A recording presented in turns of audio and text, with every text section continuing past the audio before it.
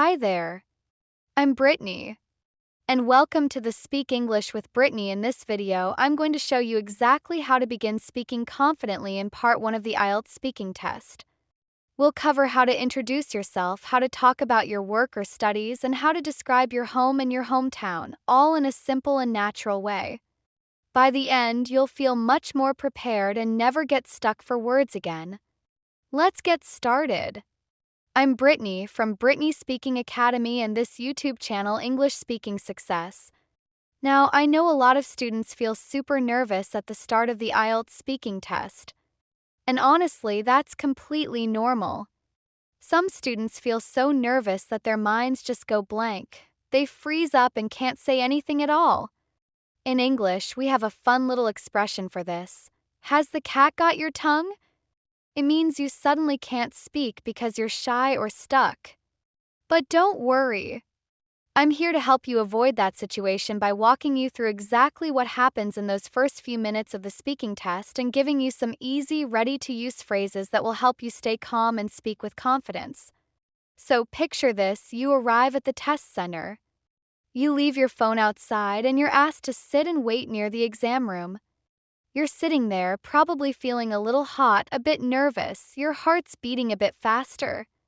And then the door opens. The examiner calls your name. Suddenly, you feel a rush of thoughts. Should I say something first? Should I smile? Should I stand up? Do I shake hands? It's all a bit overwhelming, right? Maybe your cheeks turn red, you start second-guessing everything, and then before you know it, you're inside the room, sitting down, and the examiner is already speaking. But you're not really listening, you're too busy trying to calm your nerves. Then the examiner stops, looks at you, and it's your turn to speak, but your mind goes blank. That awkward moment hits again. The cat's got your tongue. But wait, let's pause. Let's rewind and do that part again. This time in a better, calmer way. You're sitting outside the exam room. You take a deep breath and tell yourself, I'm going to enjoy this. Yes, enjoy it. This is your moment to shine. The examiner opens the door and calls your name. You stand up, smile warmly, and say something simple like hello or hi. That's all you need, just something natural. You walk into the room and the examiner tells you where to sit. You sit down and say, thank you. Being polite helps you feel grounded and calm. Then stay focused. The examiner will have a recorder and maybe a clock. Don't worry about those. They'll ask for your identification, so be sure to have your passport or ID card ready to show them. Then they'll say, can you tell me your full name? You answer confidently using your full name. After that, they might ask, and what can I call you? Just say, you can call me your name, like you can call me Brittany. Keep your tone natural and friendly. That's it. The introduction is done. The examiner will now choose a familiar topic, usually something like work, studies, your home, or your hometown.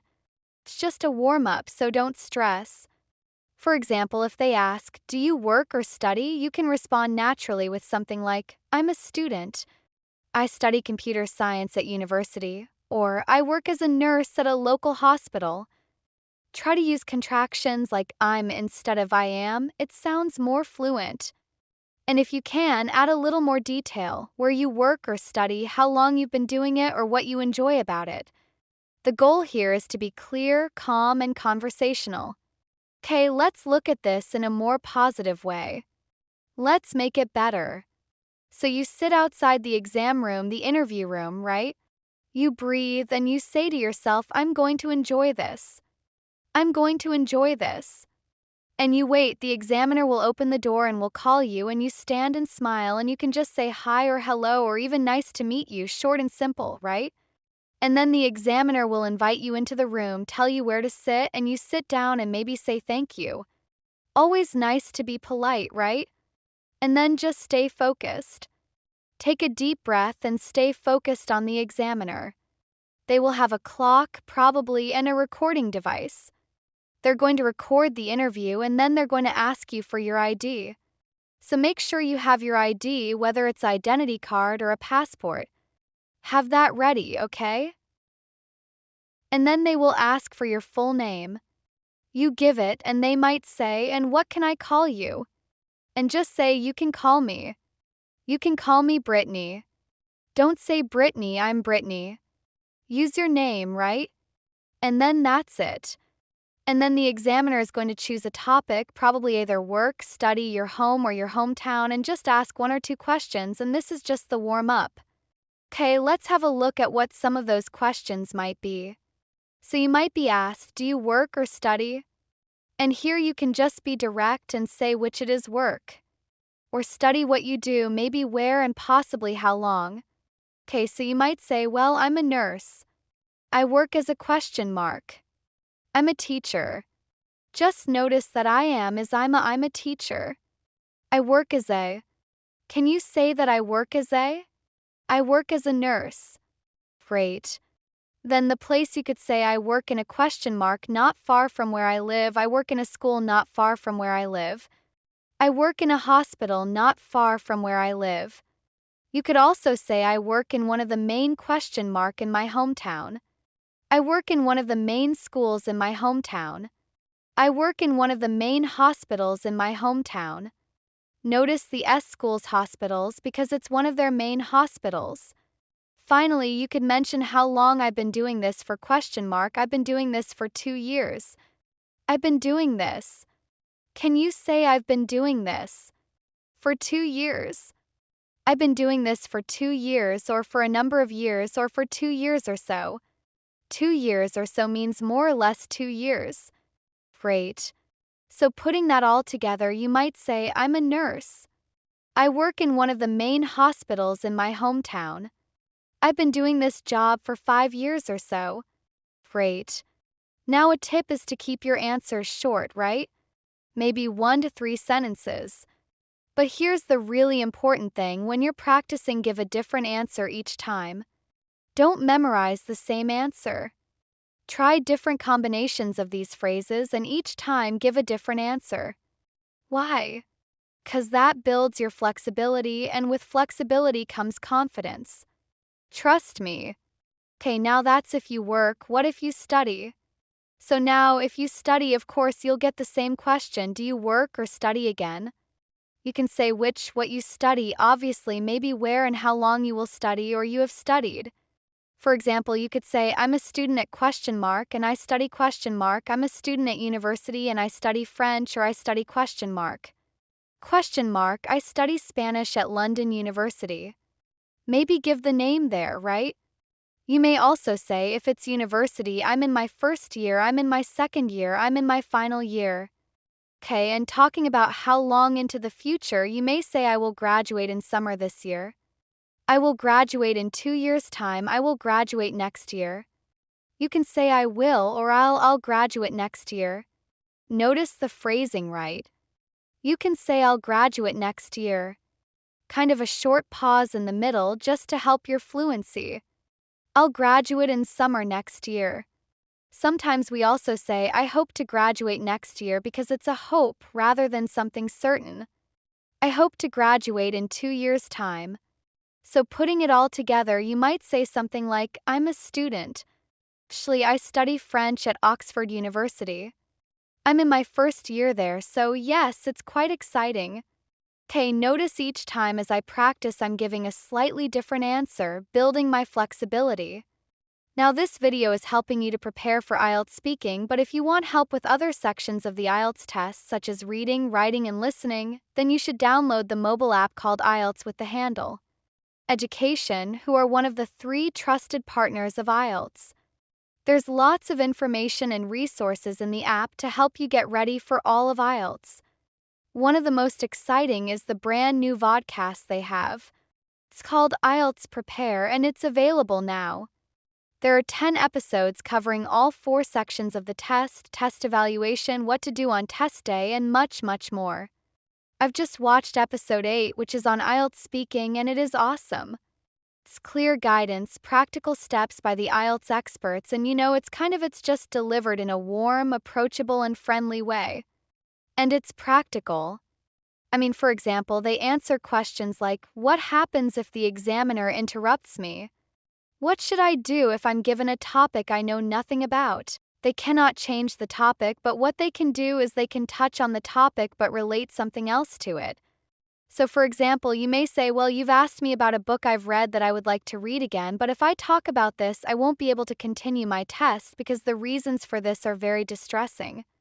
So what I will tell you is that I tell you about a movie I've seen that I would like to see again that's been based on a book, and this movie's name is Harry Potter, so there's always a way around something. And what I really love about this app is that they also give lots of advice on how to improve your overall English, right?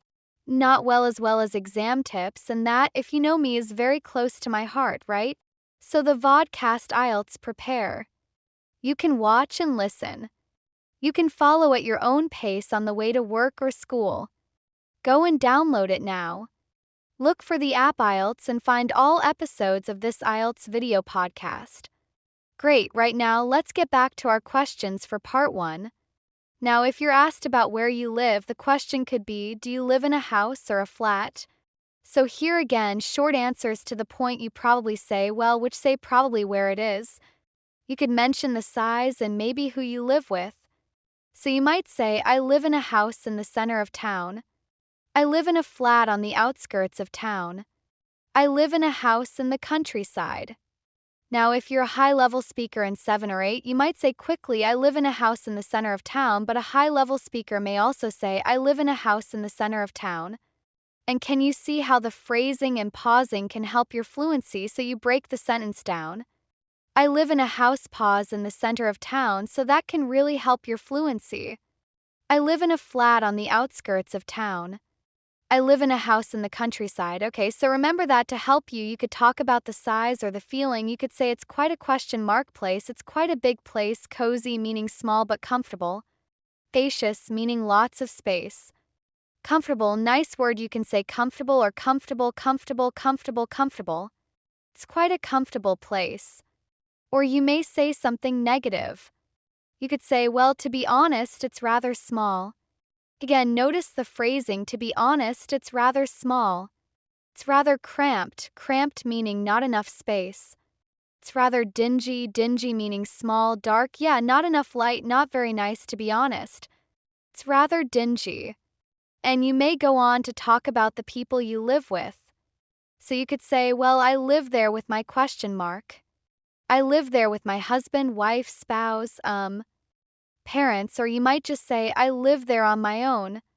Putting that all together, I might say, for example, I live in a house in the countryside. Actually, it's quite a big place, and I live there with my wife and daughter. Nice. Let's carry on. Now, if you're asked about your hometown, you could be asked, do you like your hometown? And you could say yes or no, and probably why. Okay, some simple phrases. Keep it simple. Yes, I love it. Yes, very much. So for sure, it's great possible reasons. It's full of question mark. It's full of history. It's full of amazing architecture. Amazing architecture. What a fantastic word, architecture. Notice the stress, amazing architecture, lovely. It's full of amazing architecture. Architecture, of course, is the style or the way that a building is designed. It's full of amazing article. Yeah, it's full of ketchup. It's full of amazing architecture. It's full of wonderful shops. Okay? Other phrases you could also say, well, I would say it's a question mark city. And use different adjectives, right? Let's practice together. If I give you an adjective and you say, I would say it's a question mark. City, exciting, yeah, I would say it's an exciting city. Vibrant, yeah, I would say it's a vibrant city. Really interesting. Yeah? I would say it's a really interesting city. Great. You may also say it's a great place to question mark. It's a great place to shop. To becomes because we're stressing the noun. It's a great place to shop. It's a great place to eat out. To eat out, it's a great place to visit. So putting it all together for the question, I might say, do you like your hometown? Oh, by the way, notice my phrasing and pausing. Do you like your hometown? So let's talk a bit about your hometown. I personally think the architecture is one of the things that makes a place so interesting. The buildings, the history, it's all part of what makes a city or town unique, right? For example, I think some cities have really amazing architecture that draws a lot of tourists. It's great because there are so many interesting sites to explore. If you're planning a visit, I'd say the best time is in spring. The weather is usually perfect, not too hot, not too cold. It's just right for sightseeing and really enjoying the city's charm. Now, while we're talking about hometowns, remember, this is your chance to show the examiner what makes your hometown unique to you. Whether it's the weather, the people, or the places to visit, make sure you bring it to life with your words. You don't want to simply say, "It's nice." Go beyond that. Spice up your answers. Key is to avoid memorizing your answers. It's tempting to memorize a perfect response, but trust me, it's so much better to practice with different phrases and combinations. That way, you build flexibility. And with flexibility comes confidence. Moving on, let's look at some of the questions you might be asked during part 1 of the IELTS speaking test.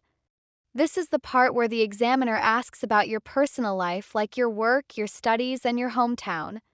The goal is to warm up the conversation and get you talking comfortably.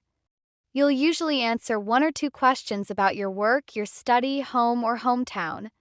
After that, the examiner will shift to another topic.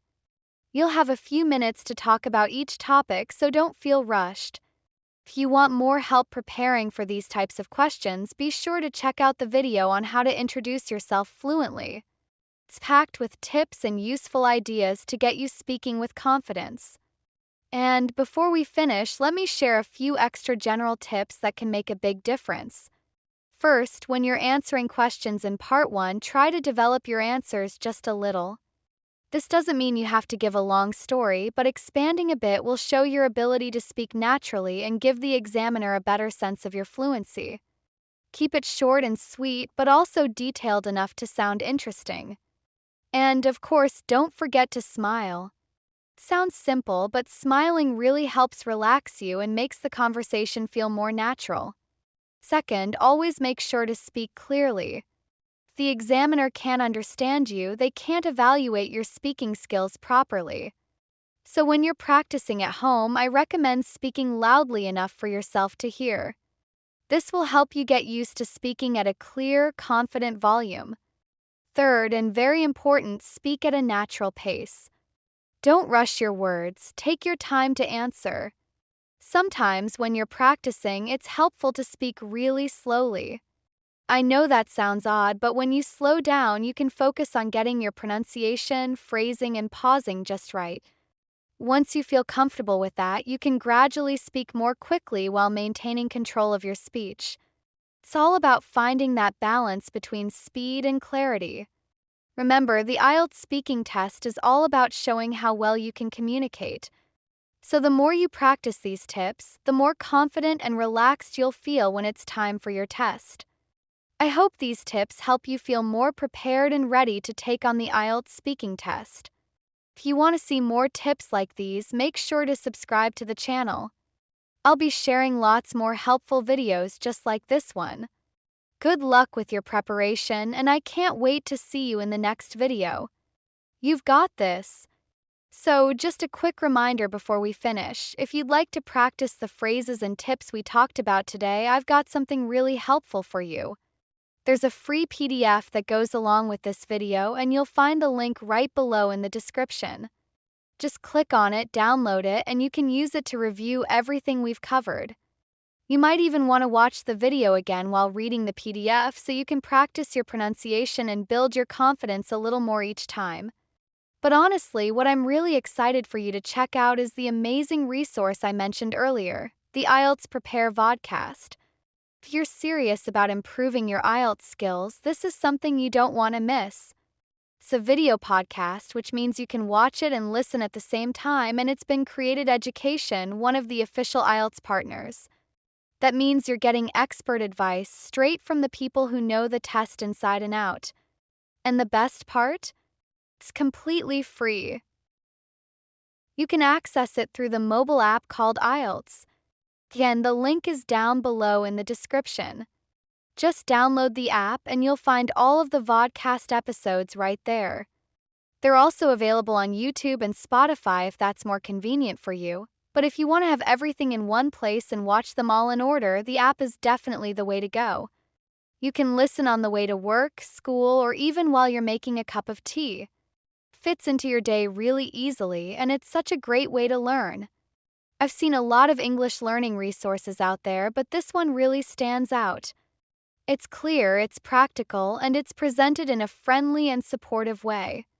You'll get helpful advice on every part of the test: speaking, listening, reading, and writing. Plus, they answer some of those tricky questions like, what if I get interrupted during the test? Or what do I do if I don't know anything about the topic I'm asked? They've got you covered. So go and check it out.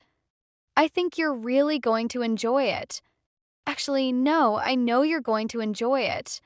And remember, it's completely free.